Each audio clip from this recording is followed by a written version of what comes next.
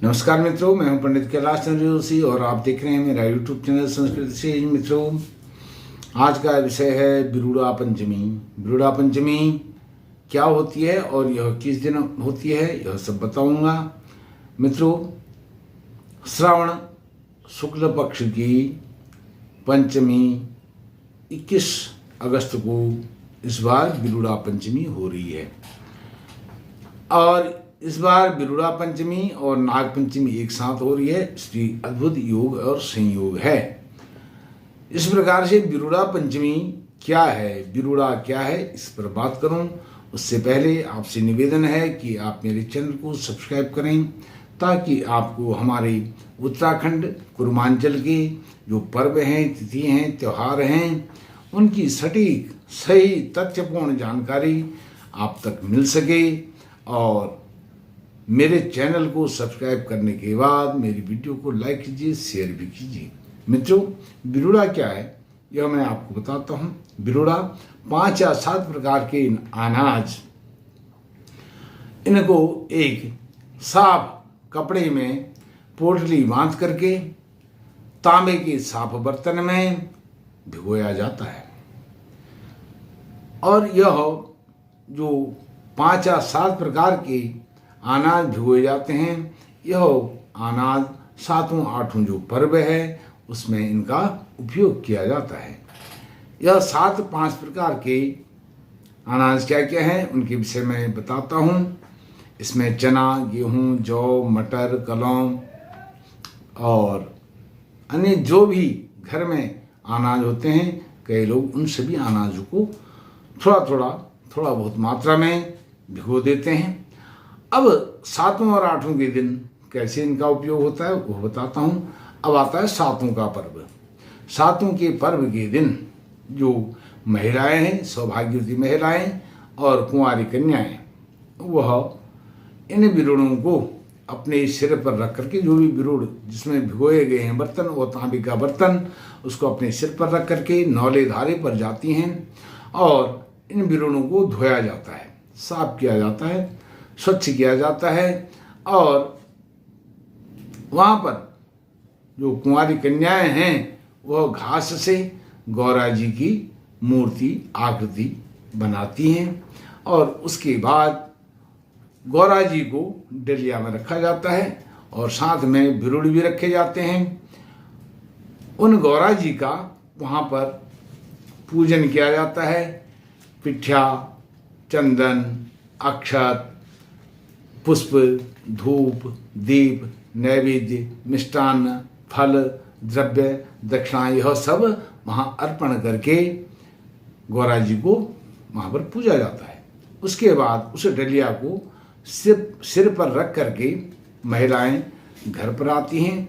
आंगन में फिर उनको आंगन में ठहराया जाता है गौरा जी को और उनकी पूजा वहाँ पर भी होती है, शंख ध्वनि की तरह होती है। और गौरा जी को वहाँ जो स्त्रियां हैं, महिलाएं हैं, दीदी कह करके पुकारती हैं। और यही दिन अमुक्ताभरण सप्तमी का भी होता है और इसी दिन जो विवाहित महिलाएं होती हैं वह अमुक्ताभरण सप्तमी को डोरक धारण करती हैं। अपने यहाँ बाहु के मध्य में वह डोरक धारण करती हैं। यह अमुक्ताभरण सप्तमी है, इसलिए यह बहुत गौरा जी से संबंधित पर्व है।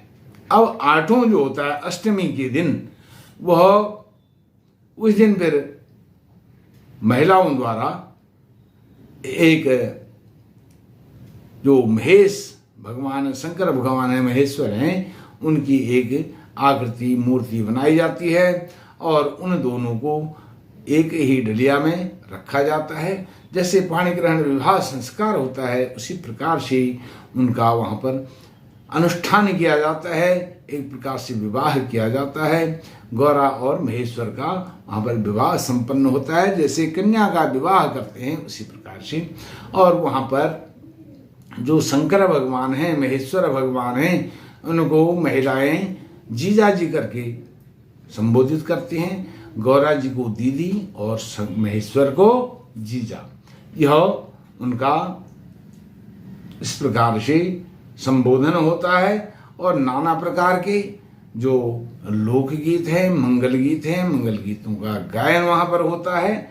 और इस प्रकार भगवान उमा महेश्वर से, गौरा महेश्वर से प्रार्थना की जाती है कि हे प्रभु, हमें सुख सौभाग्य संतान की प्राप्ति हो।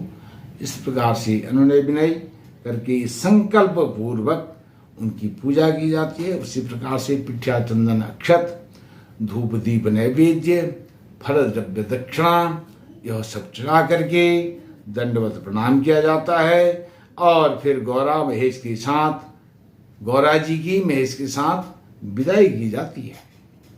और विदाई करते समय जैसे कन्या के विवाह में लोग एक तरह से भावुक हो जाते हैं, वह भावना वहाँ पर झलकती है, देखने में आती है। महिलाएं गौरा जी को विदा करते समय रोने लगती हैं। जैसे कन्या की विदाई के समय में महिलाएं भावुक हो जाती हैं, रोने लगती हैं, ऐसा ही व्यवहार कुछ ऐसा वहाँ पर प्रतीत होता है जब गौरा जी को विदा किया जाता है।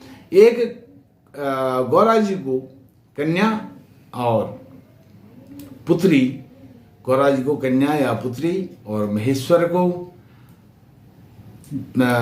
जवाई या दामाद जिनको कहते हैं, उसके रूप में उनको वहाँ पर विदा किया जाता है। और फिर बिरड़ों को पका करके प्रसाद के रूप में वह सब गांव में जितना भी जनसमूह है सब में उसको वितरित किया जाता है। और यह आठों का जो पर्व है, यह दुर्वाष्टमी, दुवड़ धारण करने का दिन भी है। तो सातों, आठों और बिरुड़ा पंचमी, इन तीनों दिन, तीनों पर्वों का एक सामंजस्य है, एक निहितार्थ है हमारे कुर्मांचल के इतिहास में। तो मित्रों, जो बिरुड़ा पंचमी है वह 21 अगस्त को, और जो सातों है 23 अगस्त को, और आठों है 24 अगस्त को। यह तीन पर्व, इनकी तिथियां आप पुनः नोट करें। 21 अगस्त को बिरुड़ा पंचमी, 23 अगस्त को सातों और 24 अगस्त को आठों। सातों के दिन ढोरक धारण करने का भी है और आठों के दिन दुर्वाष्टमी है। इस प्रकार से यह सातों, आठों और बिरुड़ा पंचमी, ढोरक धारण, दुर्वाष्टमी, दुवड़ धारण, यह पर्व मैंने आपको बताए। मित्रों, आप मेरे चैनल को सब्सक्राइब करें, मेरी वीडियो को लाइक करें, शेयर करें। आपका कोटि कोटि धन्यवाद। बिरुड़ा पंचमी, सातों, आठों की आपको हार्दिक शुभकामनाएं। नमस्कार।